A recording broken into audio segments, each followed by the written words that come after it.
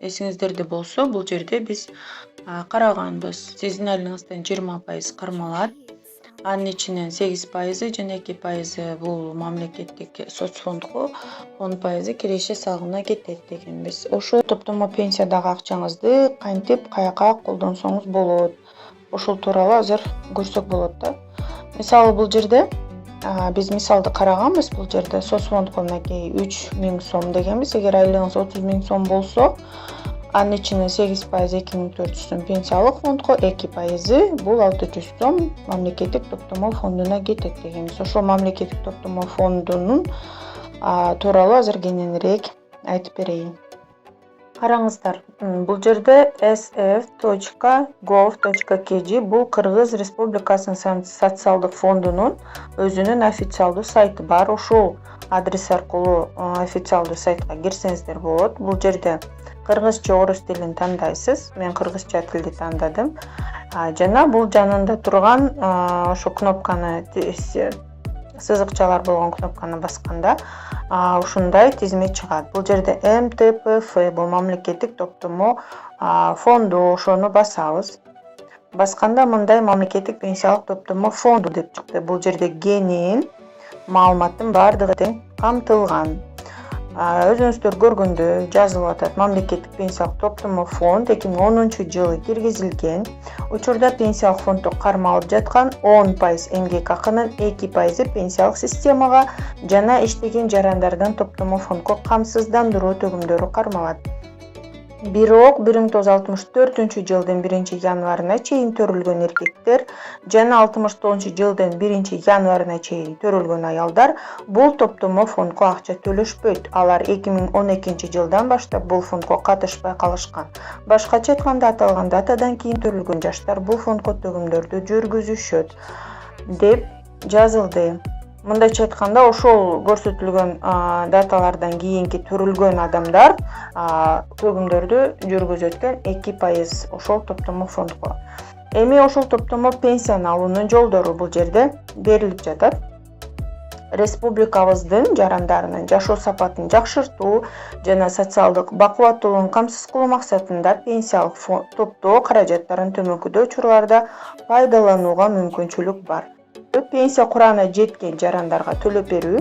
Экинчиси, чет өлкөдө туруктуу жашоо үчүн өлкөнүн чегинен тышка чыкканда, ошол бир чет өлкөгө туруктуу мындан кийин жашоого кетип жатсаңыз да, ошол пенсияда топтомо эсебиңизде акчаңызды алсаңыз болот экен. Мураскорлорго берилет экен. Эгер жаран каза болуп калса, анын ошол эсебиндеги акча анын мураскерлерине төлөнүп берилет экен. Аскер кызматкерлерине төлөө. Аскер кызматкери жаш курагы жалпы белгиленген 63 жашка жетип, топтомо фондунун эсебинде каражаты болгон учурда топтомо пенсиялык фонддун каражаттарды алуу мүмкүнчүлүгүнө ээ болот экен.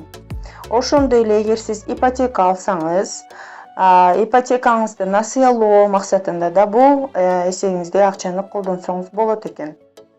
Жумушсуздук, эгер сиз расмий түрдө жумушсуз деп таанылган болсоңуз, дагы бул ошол топтогон акчаңыздагы каражаттарды алып турсаңыз болот экен.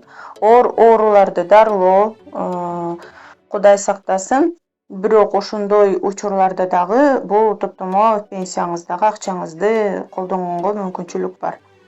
1-августтан 2024-жылдын 1-августуна карата статистика, бул эми эски маалымат экен, бүгүнкү күнгө карата. Бирок кызыктуу маалымат катары деле карасак болот. Ошол 24-жылы мисалы топтомо каражаттарын алгандардын жалпы саны 205.086 адам болуптур. Анын ичинен пенсия курагына жеткен жарандар 183.043 адам. Туруктуу жашоого чет өлкөгө кеткен адамдардын саны 3966 адам. Ошол топтомо фондунан акчаны алыптыр өздөрүнө. Каза болгон адамдардын мураскерлерине 10.697 адамга бөлүнүп берилиптир. Аскер кызматчыларына 905, ипотекалык кредит алып жаткан адамдарга 364 адам башкача айтканда кайрылып, ошол топтомо фондуна 76.700.000 сомду алышканда. Ипотекалык кредит алгандарга 5412 адам, турак жайды ижарага алуу боюнча төлөмдөрдү төлөгөндөргө 66 адам, банк кепилдигин берүү менен үлүштүк турак жай курулушуна катышкан же курулган объекттерде курулуш субъектилерин бөлүп төлөө келишими боюнча төлөмдөрдү алган адамдар 2 адам расмий түрдө жумушсуз деп табылган, 218 адам, оорулары бар адамдар 413 адам алыптыр. Ошондой эле эми бизде мындай суроо болот да.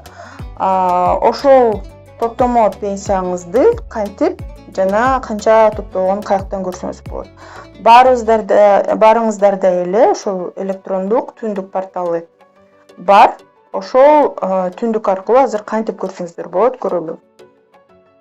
Мынакей биз түндүк порталына кирдик. Бул жерде эң астында карасаңыздар башкы бет, документтер, кызматтар жана профиль деп жазылып турат.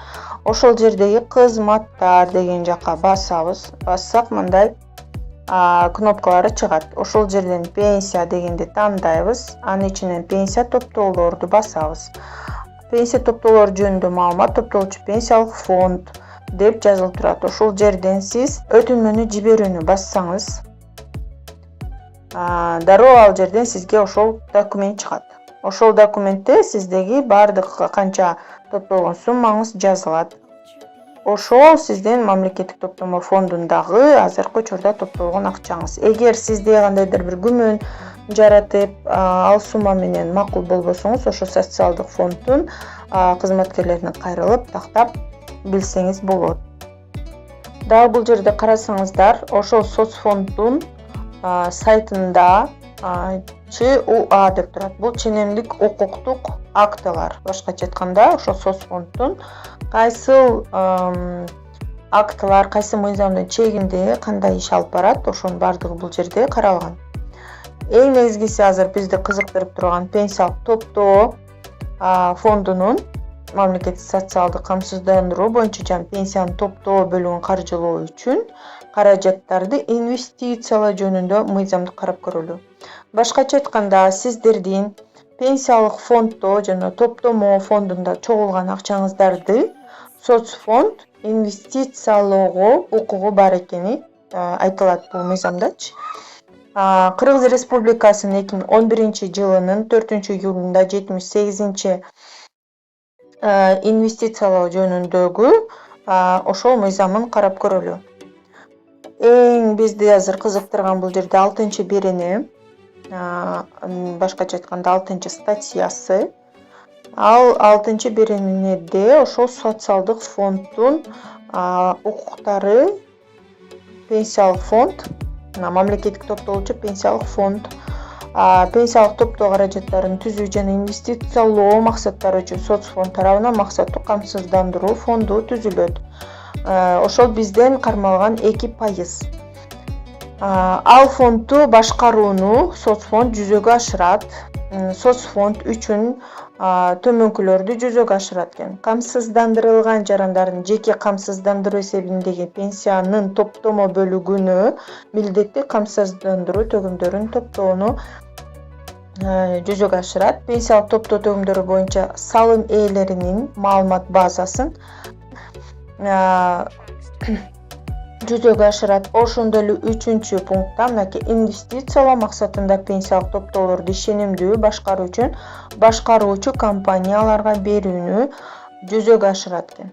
Эсебиңизде ошол акчалар топтоло берет, бирок сиз пенсияга чыга элексиз жана пенсияга чыга электе ал акчаңызды да колдоно элексиз. Анын баары ошол пенсиялык эсебиңизде эле топтоло берет. Бирок ал жөн эле жата бербейт ал акчачы. Аны ошол соцфонд баарыбыздан ошо акчабызды алып, инвестиция кылып, айландырып турганга укугу бар да. Эми ошол инвестициядан келген түшкөн пайданы ал толук баардык адамдардын кайра эсебине пайдасын да чегергенге милдети бар экенин билиңиздер.